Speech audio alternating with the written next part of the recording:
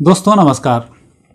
अभी 19 तारीख को जो संसद में घटना घटी, राहुल गांधी जी के धक्के से 2 सांसद को चोट आई और आईसीयू में भर्ती होना पड़ा। ऐसी भविष्यवाणी में पहले इसकी मैं कर चुका हूँ कि इस तरीके की घटनाएं इस संसद में होती रहेंगी और इसके लिए आप मेरे पहले वाले वीडियो आप देख सकते हैं। 4 जुलाई को एक वीडियो डाला था, किस पर और कब हो सकता है भरी संसद में हमला, और दूसरा वीडियो मैंने डाला था 28 जुलाई 2024 को। अभी तमाशा शुरू हुआ है, आगे क्या होगा अभी जान लें। ये 2 वीडियो मैंने बनाए थे और इन वीडियो में मैंने उल्लेख किया था कि संसद सत्र में किस तरीके के हंगामे होंगे और क्या स्थिति होगी। इन वीडियो को आप ज़रूर देखें ताकि आपको ये सारा सिनेरियो समझ में आएगा, क्योंकि इसके बाद ये 4 वीडियो में पूरी बात खत्म होगी। जब तक जो मैं बोल रहा हूँ वो चौथे वीडियो में सारी चीज़ क्लियर हो जाएंगी। तो अभी तो खाली ये काम शुरू हुआ ही है कि एक धक्का दिया गया है। पहले मैंने बताया था कि राहुल गांधी का जो एक्शन है बहुत बेहतर एक्शन नहीं है। गजनी स्टाइल में आना, नाक फुला लेना, ये साइकोलॉजिकली बहुत ठीक नहीं होता है। साइकोलॉजी में हमें बताया जाता है कि जब भी कोई व्यक्ति नाक फुलाकर बैठेगा या उग्र होकर अपने काम करेगा और अपने आप को एक्सरसाइज करके मजबूत बनाने की कोशिश करेगा, तो ये संकेत है किसी बड़ी घटना को अंजाम देने का। ये उसकी शुरुआतें होती हैं। और अभी एक मंत्री ने तो उनसे बोले ही कि जूडो कराटे इसलिए सीखा है कि लोगों में धक्का दोगे। और जो इस तरीके के खेल खेलता है उसको पता है किसी व्यक्ति को कैसे चोट पहुंचानी है। जैसे कैरम वाला व्यक्ति जब गोटी पर वो स्ट्राइकर मारता है तो उसको पता है किस गोटी से किस गोटी को ले जाना है। लेकिन हमारे यहाँ कानून ऐसा है कि वो जो दिखेगा वही फैसला देगा। तो गोटी जिस गोटी को लगी है बस उस तक का तो हिसाब किताब है, लेकिन उसके थ्रू कहाँ लगी उसका हिसाब किताब यहाँ नहीं होता है। इसी धक्के में भी ऐसे ही हुआ है कि टारगेट कुछ और था, लगाया कहीं और निशाना, लेकिन उनका सही गुजरा। आगे भी इस प्रकार की घटनाएं होंगी और उस घटना का अंजाम बहुत बुरा होगा और देश इससे शर्मसार होगा।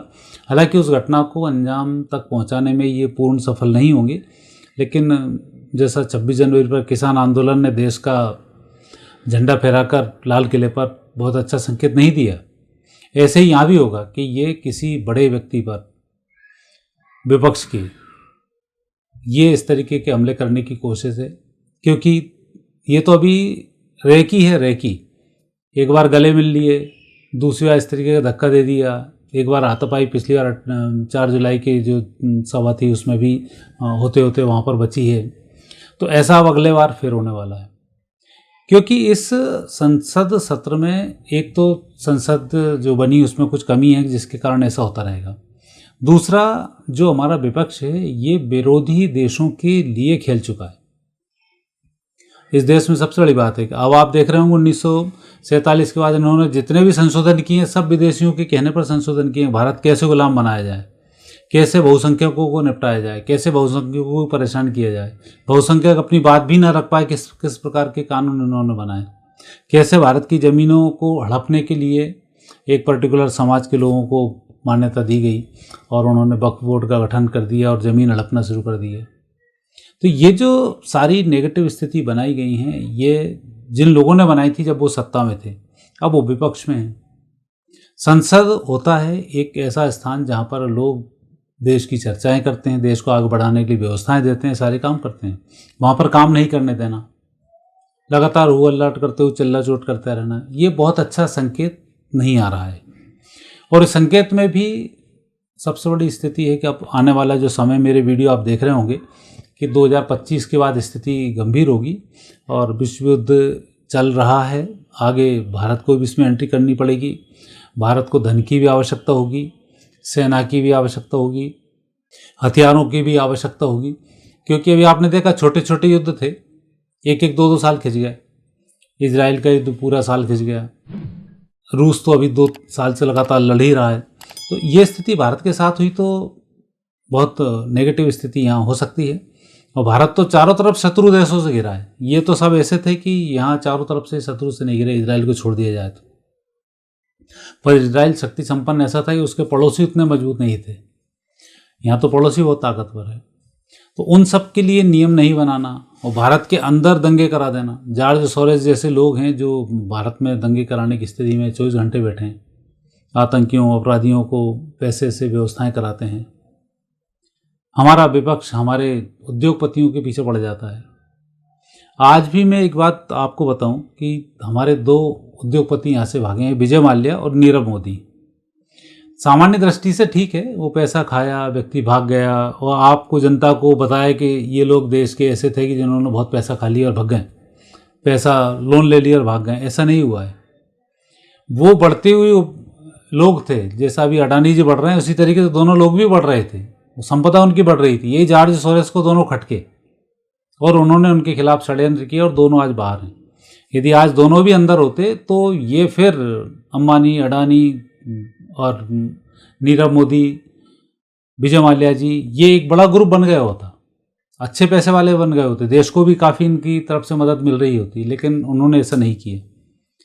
विपक्ष ने हमारे उद्योगपतियों को तोड़ा, क्योंकि आपको देश को नष्ट करना, उद्योग तोड़ दो, धंधे तोड़ दो, आप वहाँ आपको नुकसान हो जाएगा। तो ये स्थिति बनती है। तो इस स्थिति को बनाने में राहुल गांधी जी की बहुत बड़ी भूमिका है और उनकी कुंडली के जो ग्रह योग हैं वो भी यही संकेत देते हैं। राहुल जी की कुंडली में मकर लग्न है, 2 स्थान पर राहु हैं, 4th स्थान पर शनि हैं, 5th भाव में बुध हैं, 6ठे स्थान पर सूर्य मंगल हैं, 7th भाव में शुक्र हैं, 8th भाव में केतु हैं, 10th भाव में गुरु हैं और 11 भाव में चंद्रमा हैं। और अभी इनको मंगल की महादशा 2023 से 30 तक चल रही है और मंगल इनका बहुत अच्छी स्थिति में नहीं है। 6ठे स्थान पर मंगल है, ये सजाएं करा देता है। कुछ भी गलती करने में व्यक्ति उलझ जाता है, उलझने के बाद सजा होती है। लेकिन 6ठे स्थान का मंगल उग्र बहुत रखता है। व्यक्ति क्या गलत कर रहा है, उसका परिणाम क्या होगा, ये व्यक्ति सोच नहीं पाता है और आंख बंद करके उस तरफ कूद जाता है। और ऐसा ही केतु 8th भाव में, 8th भाव के केतु वाला व्यक्ति भी, केतु को बिना सिर का कहा जाता है, राहु सिर वाला होता है। तो बिना सिर पैर के एकदम काम कर देना, भाषणों को अच्छा वाला चल रहा भाषण, उसमें कोई ऐसे जलेबी डाल देना, चाशनी मिला देना कि सारा काम ही खत्म हो जाता है। तो ये काम ये करता है। तो अभी राहुल गांधी से और भी सतर्क रहने की यहाँ पर आवश्यकता है कि आगे भी ऐसी वारदातें इनके थ्रू होंगी और नेगेटिव स्थिति यहाँ पर हो सकती है। और परिस्थिति भी जो बन रही है वो परिस्थिति ऐसी ही बन रही है। अब जो समय शुरू होगा अप्रैल के बाद, इनका अप्रैल के बाद का समय बहुत ठीक नहीं है। उसके कुछ कारण मुझे जो दिखाई देते हैं वो मंगल की महादशा है। मंगल की महादशा में राहुल जी की अब स्थिति, ये सोरेस वोरेस समझ चुके हैं कि राहुल से अब नहीं होने वाला कि विपक्ष के नेता बन पाए, क्योंकि सब कुछ करके देख लिया। तो इसलिए उन्होंने इनको डाउन करने के लिए प्रियंका को उठाना शुरू किया है। और प्रियंका की कुंडली का विश्लेषण मैंने अभी कुछ दिन पहले ही किया है, उसको आप देख सकते हैं।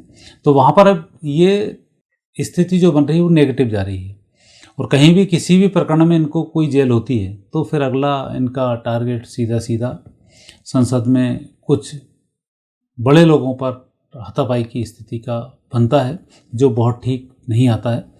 वो स्थिति नेगेटिव हो सकती है, हालांकि वहाँ पर ऐसी व्यवस्थाएं होती हैं कि ऐसा नहीं होता है, लेकिन ज्योतिषी कुछ योग ऐसे बताते हैं मंगल से इनके अंदर अग्रेसिव स्वभाव आएगा और इस तरीके के विवादों में ये लगातार फंसे रहेंगे।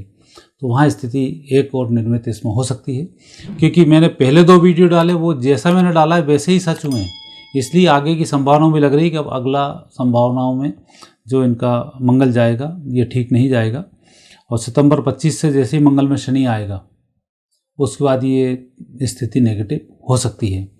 और अभी भी बहुत अच्छे योग इसमें है नहीं कि 13 अक्टूबर 2024 से जैसे ही गुरु शुरू हुआ तो एक धक्के के केस में ये उलझे, दिया हो ना दिया हो लेकिन केस तो बना, 2 सांसदों को भी चोट आई, उसमें इल्ज़ाम भी इनके ऊपर आया। ये स्थितियाँ बन रही है और आगे फिर नेगेटिव स्थिति यहाँ पर बनती हुई मुझे दिखाई देती है। संसद भवन की स्थिति भी बहुत अच्छी नहीं है कि भारत अभी जिस तरक्की को करना चाहिए उस तरह से काम शुरू नहीं हो पा रहे हैं। वहाँ भी देश की कुंडली में कुछ ग्रह योग ऐसे हैं कि विपक्ष के द्वारा पूरा सहयोग नहीं मिलेगा और उसमें इस देश को दिक्कत आएगी। लेकिन सत्ता पक्ष मजबूती के साथ खड़ा होगा और मजबूत लगातार होता चला जाएगा। भले ही अभी जिनकी सीटें कम हों लेकिन कुछ समय में आप देखेंगे कि वो एक बड़े आकार में बनने वाला है। ये ग्रह स्थिति यहाँ पर दर्शाती है। मोदी जी की कुंडली देखते हैं तो मोदी जी की कुंडली में भी कुछ योग थोड़े से नेगेटिव आते हैं। वृश्चिक लग्न है, लग्न में मंगल चंद्र हैं, 4th में गुरु हैं, 5th में राहु हैं, 10th में शुक्र शनि हैं। एकादश भाव में सूर्य बुध केतु और मंगल की महादशा है। मंगल की महादशा में मई 2025 से मई 2026 तक बुध की अंतर्दशा हुई। तो बुध यहाँ इनके अष्टम भाव के स्वामी और मार्केश भी बनते हैं। तो यहाँ पर कुछ अपयश की स्थिति उनकी दिखाई देती है मई 2025 से मई 2026 के बीच में। तो ये जो ग्रह योग हैं थोड़े नेगेटिव हैं, इसमें मोदी जी को भी यहाँ पर बहुत ध्यान रखना होगा और सुरक्षा वालों को तो विशेष रूप से संसद के अंदर इस बात का ध्यान रखना होगा कि कोई अप्रिय घटना आगे ना घटे, अन्यथा मुझे अंदेशा है कि आगे स्थिति बहुत बेहतर नज़र नहीं आ रही है। देश की कुंडली में भी थोड़े से, अभी तो पूरी दुनिया की कुंडली की स्थिति ऐसी बनी हुई कि हर देश असुरक्षित तो महसूस कर रहा है, तो यहाँ भी स्थिति ये बनी हुई है, तो इसका विशेष ध्यान रखें। विपक्ष में आगे अभी और फूट बनेगी, सारी स्थिति होंगी, कुछ नेगेटिव योग और बन रहे हैं, तो वो भी आगे बनते रहेंगे और उनकी चर्चा मैं आगे फिर नए वीडियो में करूँगा। आज इतना ही, फिर नए विषय के साथ आपसे भेंट होगी। नमस्कार।